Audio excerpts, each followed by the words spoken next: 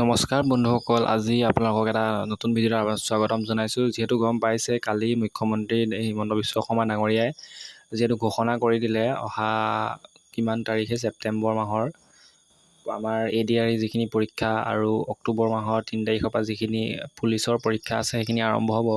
গতিকে তেওঁ এটা কথা ঘোষণা কৰিলে যে APSC টাইপত আমাৰ যিখিনি ADRE 3rd গ্ৰেড আৰু 4th গ্ৰেড পৰীক্ষা আছে, প্ৰথমতে প্ৰিলিমছ, তাৰপিছত মেইনছ, তাৰপিছত মানে যিটো ইণ্টাৰভিউ হয় সেইটো হ'ব বুলি কোৱা হৈছে। কিন্তু একচুৱেলি ধাৰণাটো এনেকুৱা ধৰণৰহে কৈছে, যিখিনি মানে ধৰি লওক আজি প্ৰথম এনেকৈ চাব, যিহেতু আপোনালোকে গম পায় বা ভয় খাই আছে, বেছি ভয় খাব নালাগে।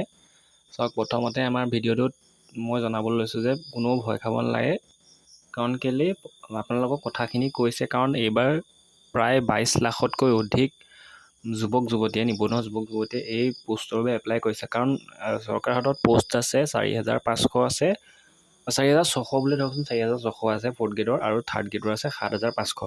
গতিকে ইমানখিনি মানে পূৰাবলৈ যাওঁতে তেওঁলোকৰতো অধিক 22 লাখটো অধিক হৈ গৈছে। সেইকাৰণে তেওঁলোকে একচুৱেলি পৰীক্ষা দুটা পাতিব। ফাৰ্ষ্ট পৰীক্ষাটো হ'ব মানে প্ৰিলিমছটো পাছ কৰি, মানে কোনো ধৰণৰ ৰচনাধৰ্মী প্ৰশ্ন নাহে, আপোনালোকে চিন্তা কৰিব নালাগে।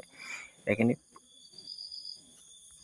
মানে ধৰি লওক কোনো ধৰণৰ ৰচনাধৰ্মী প্ৰশ্ন নাহে, প্লাছ যিখিনি আগতে পৰীক্ষা হৈছিলে তেনেকেই হ'ব।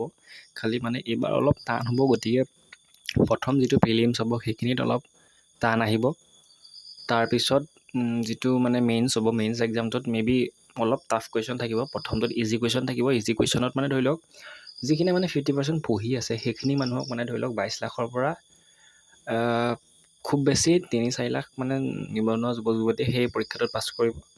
এণ্ড দেন প্লাছ সেই মেইনছ এক্সামটো দিবলৈ যাওঁতে তাৰ পৰা বাচিব খুব বেছি 25,000 বা 30,000 মানে যুৱক যুৱতী বাচিব।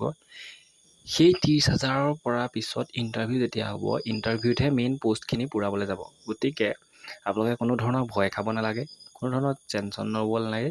পঢ়ি থাকক, আগতে যেনেকৈ পঢ়ি আছিলে তেনেকৈ জোৰ দিয়ক, আৰু চাকৰি আপোনালোকৰ নামতেই হ'ব।